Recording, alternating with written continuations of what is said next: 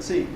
The talk today is about actually considering why we should really put Phobos in the picture, not as an option in the exploration of Mars, but really as a critical step. And I'd like to make that case along with a number of co-authors, Stephen Brand from Simon Fraser University, Brett Gladman from the University of British Columbia, Brian Glass from NASA AIM, Greg Mungus, who's at JPL, but also is with 5-Star Engineering at the Mars Institute, Matt Silver at MIT, Peter Thomas at Cornell, and Michael West at the Mars Institute. Next slide. Okay, so we're on the Earth. We're about to go back to the Moon, which is a good idea since we haven't been there in over 30 years. We are wanting to go to Mars because even though getting humans on the Moon is great and is supported and should happen, Mars ultimately will really see the full rationale for why humans should be in space, because they are required for extensive, in-depth exploration, looking for life, understanding what kind of life might be found. All of these difficult questions are really hard to address robotically, strictly. And so if only for that reason, you really want to get humans on Mars to advance this issue of life in the universe as soon as possible. Phobos is symbolized by that actual image of Phobos, but shrunken in size, to indicate that it is an important step that we need to consider in our journey to Mars. Next slide. The main reason is because getting to the surface of Mars itself is where the bulk of the cost of a human mission to Mars lies. Getting to low Mars orbit is very cheap, very economical in terms of delta V's, and even in terms of transfer time, there's nothing that seems to be beyond the survivability of a cruise, given the low Earth orbit experience we now have with humans in low gravity. But doing all these things, landing a habitat or several on Mars, doing ISRU and relying on it, setting up a greenhouse, growing things, having pressurized rover that are absolutely required for long-range exploration. From our work on Devon Island, it's pretty clear now that beyond a range of about 10 kilometers, you really need to have a pressurized vehicle to be effective. We've been driving around with a Hamilton Sunstrand 70-pound spacesuit on ATVs and various rovers, and beyond a range of 5 to 10 kilometers, you run into all kinds of difficulties. The range and life expectancy of your life support system, the ability for you to really be effective at exploring given the stress that wearing a spacesuit puts on your body, etc., etc. Wearing a 70-pound spacesuit is still suggesting that you would have a spacesuit that would weigh that little, because that would require actually a spacesuit mass on the Earth of about 150 pounds. You should know that the current EMU that's used on the Space Shuttle and the ISS weighs approximately 300 pounds. So going to the surface of Mars with humans and having effective humans as explorers is something that we're not ready for.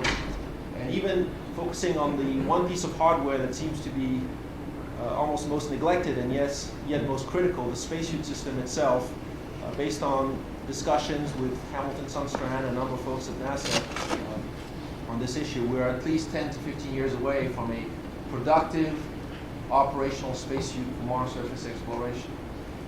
The mass of the EMU has to at least be halved, cut in half, before you can have something that would still weigh 70 pounds on your shoulders walking around on Mars as a felt weight. Beyond that, you want something that's more sophisticated than the EMU, which is not really designed to handle dust mitigation. It's not designed to even walk with. You do not have joints, for example, hip joints to walk around on the shuttle EMU, etc. So you have to add capabilities to a spacesuit and then at the same time cut its mass in half. Basically, the point is this is just an example of why getting to the surface of Mars and exploring it effectively, productively, cost-effectively, and safely is something that will take a lot of time and therefore will suck up the bulk of the cost of a human mission to Mars. If we can get to Mars and start going much earlier by targeting something that's a lot more feasible in the immediate wake of returning to the Moon, and that's Phobos. Next slide. So going to Phobos is not a new idea. It's been floating around in science fiction, literature, and in real technical works for quite a while. Next slide. But before we go into that, I'd like to just remind you briefly of our history. of our understanding of Phobos. Next slide. Okay, first of all, it started in the 18th century. The 2 moons of Mars were hypothesized before they were even discovered. You find references to 2 moons around Mars in Gulliver's Travels and also in Candide by Voltaire. And then in 1877, here in Washington, D.C. area, at the U.S. Naval Observatory, Asaph Hall discovered one evening Phobos and Deimos at the same time. He was encouraged to observe a few more nights by his wife, Angelina. Her maiden name was Stickney. And that's of relevance because the largest impact crater that was eventually found on Phobos was named Stickney after Hall's wife. So,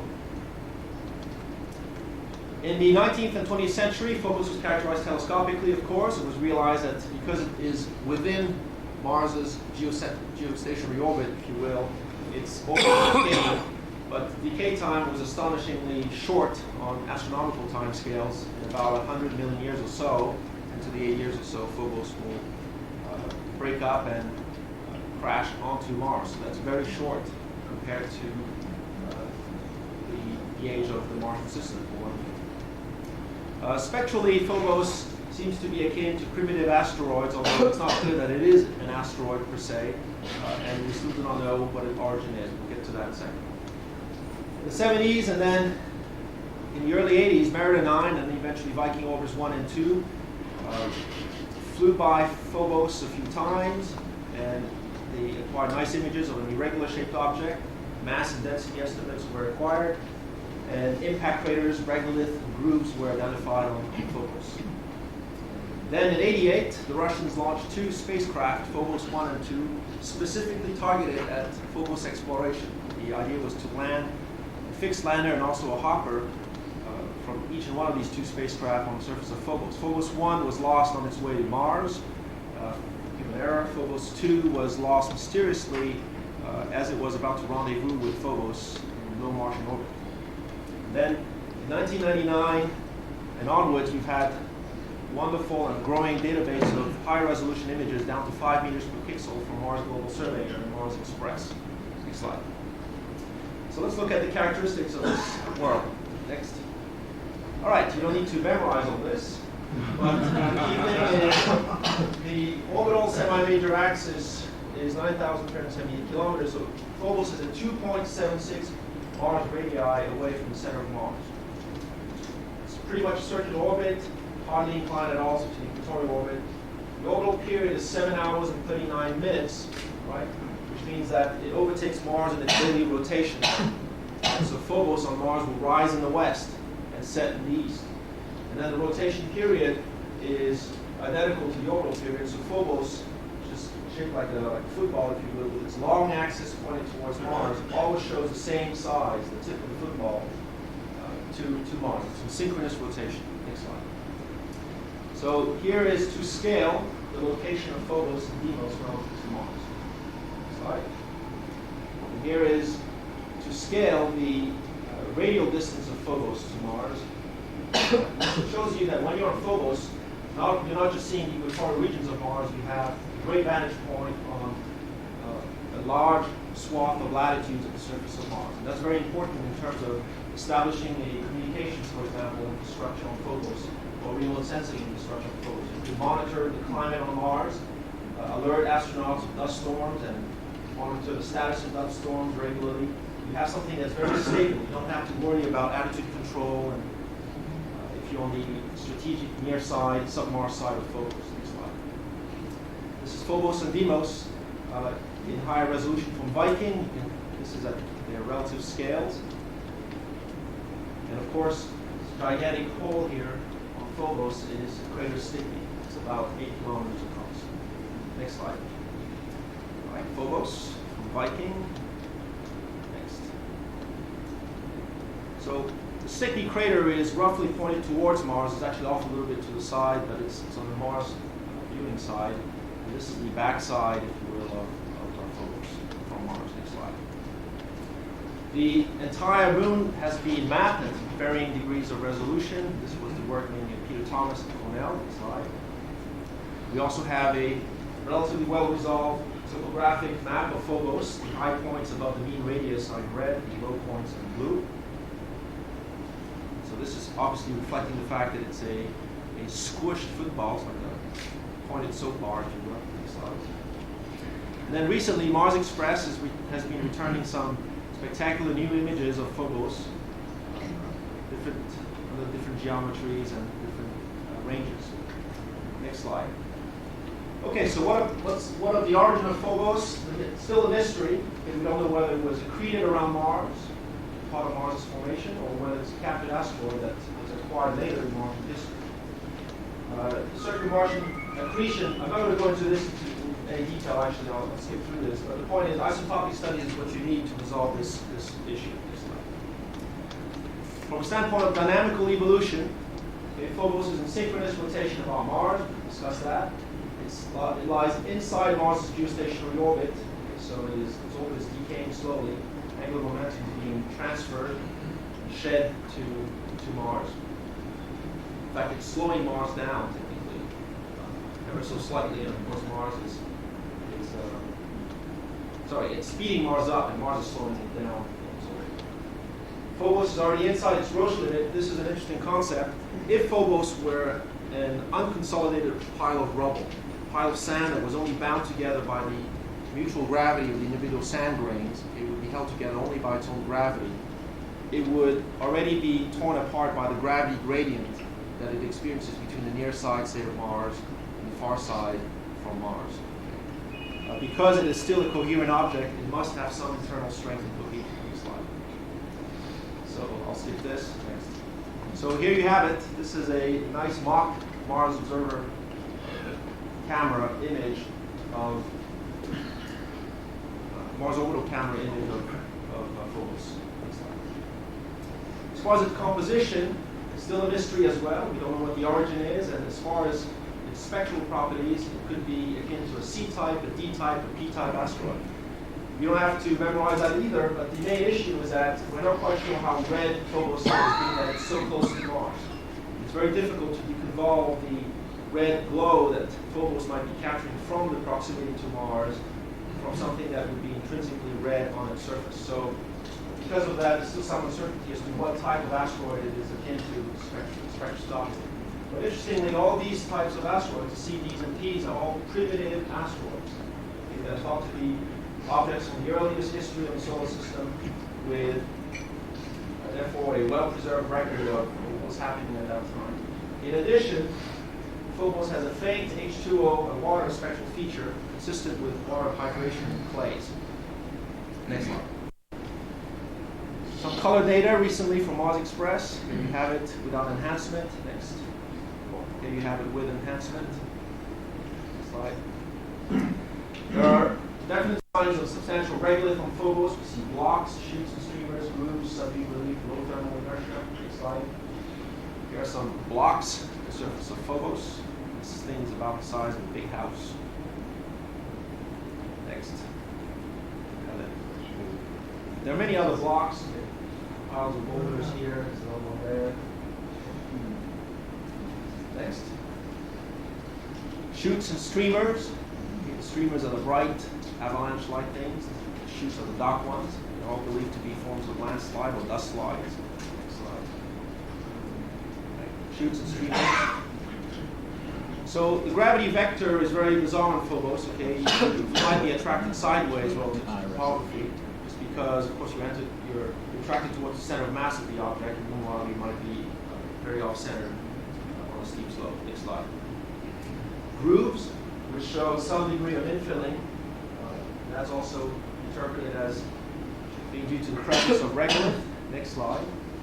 Subdued relief. Some craters seem to be filled in. Next slide. And even though it has a subdued topography, it is not as smooth as Deimos is. These are two pictures at high resolution of the surface of Phobos and Deimos. You can see that most little craters on Deimos are covered under regolith. There's quite a bit of mantling going on. You don't see that on Phobos, not as much at least. Next slide. So that's one of the main differences between Phobos and Deimos, and also the lack of grooves on Deimos. Thermal inertia is low, which indicates a very powdery surface. That's what's dominating the thermal properties of the surface. It can be at 25 Fahrenheit sunlit areas and immediately minus 100 to 170 in the dark areas. Slide. And these contrasting temperatures would be found also on a very local scale, so that's something we have to deal with, but nothing unlike what you'd be prepared to deal with on the Moon, for example. Next slide. Quickly, Phobos 2 looked like this. Next slide. And was to deposit a fixed lander. And I'm showing you these because for a long while there was no data available on any of these systems or instruments, and recently they showed up on the web, so here they are. Next slide. This is one of the last images acquired by Phobos 2 as it was approaching Phobos with Mars in the backdrop, and then it went silent. Some people think that it might have been hit by a dust particle in Phobos' orbit. It's unclear what happened to Phobos 2. Next slide. All right, human exploration. Next. There you have it. It's not a new idea. Next. Now, back 1 second. This is, I like this slide because it dispels the idea that exploring Phobos would be boring. You often hear the argument that who would bother to go all the way to Mars and not make it to the Martian surface? Traveling 6 to 9 months, even 11 months possibly, and not having the opportunity to land on Mars. Well, I'd go, and I'm sure many of you would. Exploring Phobos would be very, very exciting. And just look at what it could look like. Next slide. It could be the lasting and dying view that you have as well. A landing like that one. But the point is, getting humans to Phobos is not a new idea per se. Okay? And the classical motivations behind why this would be feasible and desirable are that you have a minimal delta V requirement to get to the surface of Phobos. It is cheaper if you use aerobraking at Mars to get a pound of any payload from low Earth orbit to the surface of Phobos than it is to get it to the surface of the Moon.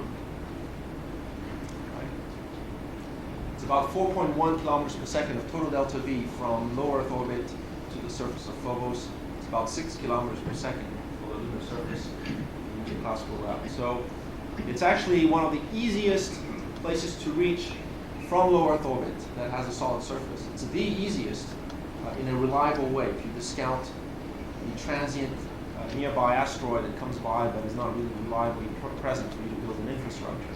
If you want to build an infrastructure anywhere on a solid planetary surface, Phobos and Deimos are the easiest places to do it. From there, you have the ability to monitor Mars from a stable platform in low Mars orbit. You have the ability to teleoperate robots on Mars without time delay.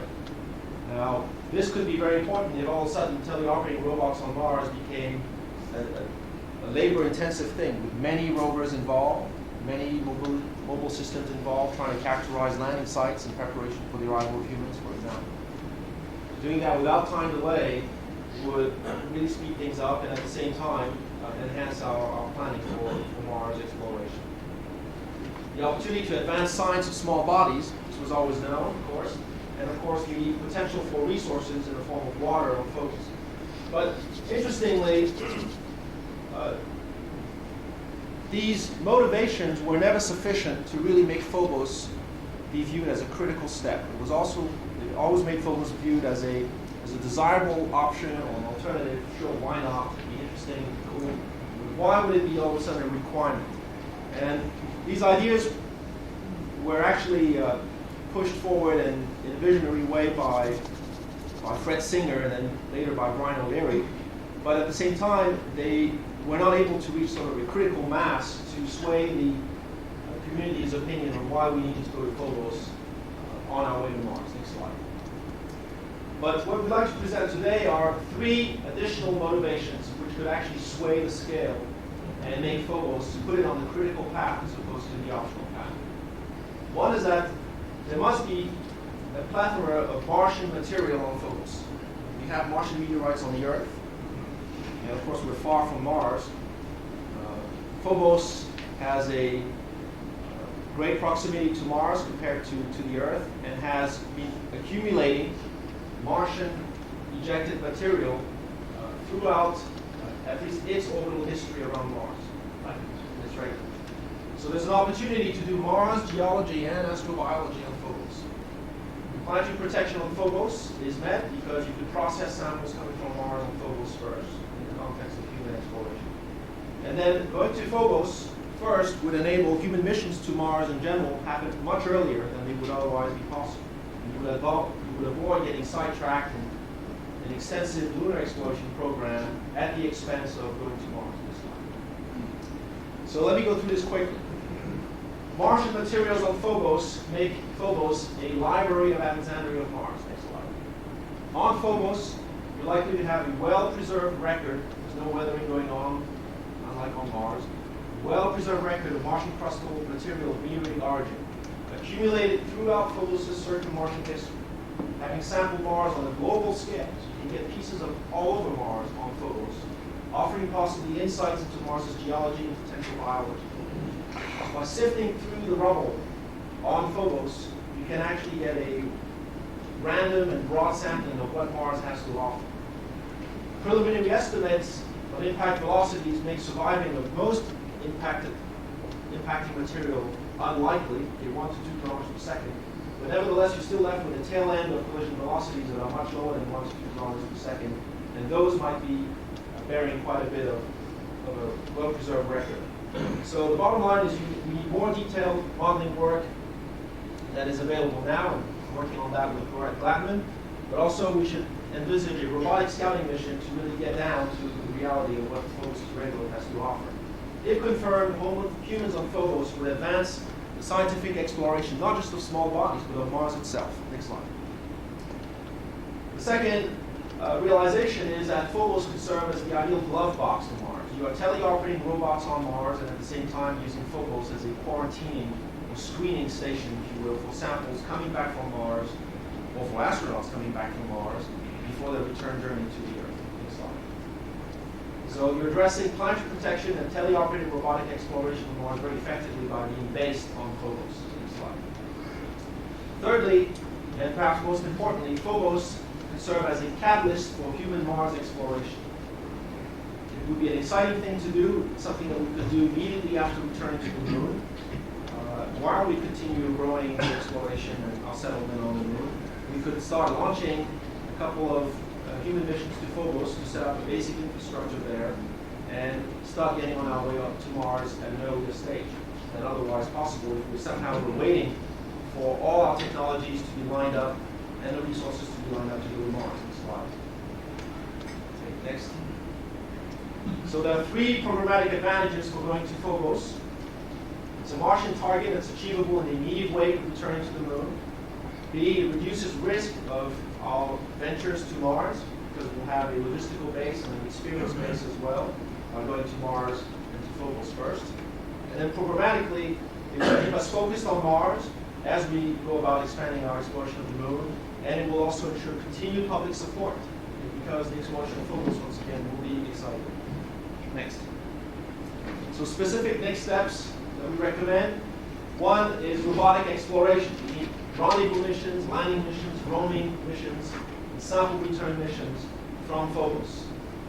We're proposing at the Mars Institute and developing right now a concept study for the PRIME project, which is an international robotic mission to Phobos. It's called the Phobos Reconnaissance in preparation for Mars exploration. Beyond that, in human exploration, we should make lunar exploration requirements Phobos consistent, and that doesn't take much to do. If we return to the Moon by 2014, it's conceivable we could get humans to Phobos by 2019. We have to put in a date there, so we're giving it 5 years. It's not unreasonable. And what humans would do there is to establish a stable, low Mars orbit infrastructure on Phobos. Not something major, but something that would allow us to return to regularly to support our exploration of Mars. Next. Okay. Some specifics. All right, so I'll wrap it up. This is just from the web, some nice pictures of mobility systems for Phobos. Next slide.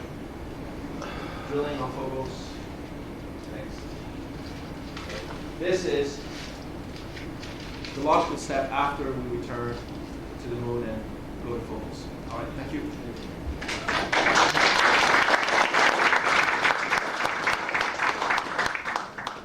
You were touching a little bit on mobility systems. Is there a concern with gravity being so low on Phobos that jump hard, you end up in Phobos orbit? If you jump on Phobos, you cannot launch yourself. You cannot escape Phobos. Okay. The escape velocity of Phobos is about 40 or so kilometers per hour.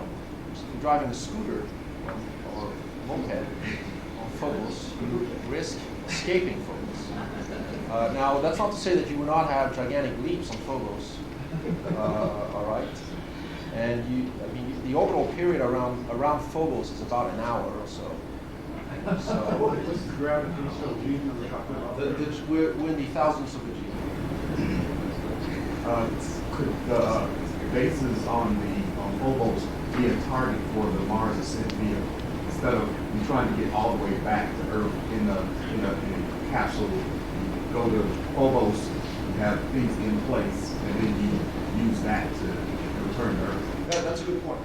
The beauty, I tend to be minimalist when I think of mission architectures and scenarios. So the fewer rendezvous, generally the better. Although rendezvousing in low Mars orbit after you've come up from Mars sounds like it would make better sense than coming back to Earth directly. I'm just thinking about if you have resources on Phobos, those would be more robust. I keep trying to imagine. For the last speakers, they said, look at how little weight you will have to lift off of Mars, and then in situ, you can do two in situ. You can have in situ robotic missions just to bring consumables up to Phobos if it's volatile poor, and you can use Phobos as a stable cache because you said it's regular, so you can build tanks under the regular.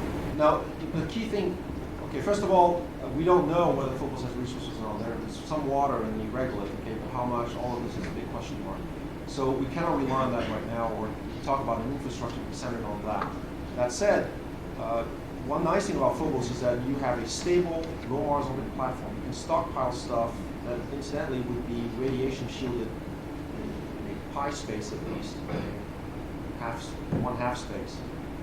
And if it's on the Mars side, by Mars as well, considerably. Okay, so it's actually not a bad place to store things like that are, volatile and hard to keep for long duration, like hydrogen. You could have a hydrogen stockpile somehow in Phobos for the hard times. Actually, you have a pretty effective shield by putting all of your supplies there at the bottom of the Stickney crater. Yep. If you have all your supplies at the bottom of Stickney, it's kind of tricky to land in it because you're in orbit around Mars and Phobos is spinning itself. I mean, it's slowly, but I'm sure with the right beacon at the bottom of Stickney, you can make it there pretty remarkable. Yeah. Just a comment for looking ahead into the future for space colonies. I've done some work on radiation and shielding, the cost of lifting the shield from the moon. And I realized that it's actually cheaper to build a space colony at Mars than it would be to just purely build a space colony from the moon material. So the future of space colonies may actually be in Mars rather than use this consumer system. Sure. So I'd be interested in seeing your study. Okay, one more question. What requirements would have to be added to a human moon mission in order to make it Phobos? Can you give an example? Sure. So what are the requirements that would be specific to a Phobos mission that would have to be added to the lunar mission? The spacesuit itself, probably nothing much. You have a spacesuit that works for the moon, you pretty much be okay for Phobos. The mobility system we just looked at would not be sufficient or very useful on the moon, that hopper thing, sort of the NNU type of backpack, whereas on Phobos it would be very useful to have. But a lot of technology and development time has already been spent and done for developing the NNU. So you're talking about growing from there to have something that would be adaptable to Phobos. Other than that, rovers, I guess, but we might not ever rove on Phobos per se. We might always use hoppers and things that are somewhat hybrid. So maybe the mobility system would be where you need something a bit special. But beyond that, life support systems, the temperature ranges, all of this is within what you would have to survive on the moon anyway. Okay, thank you, Pascal.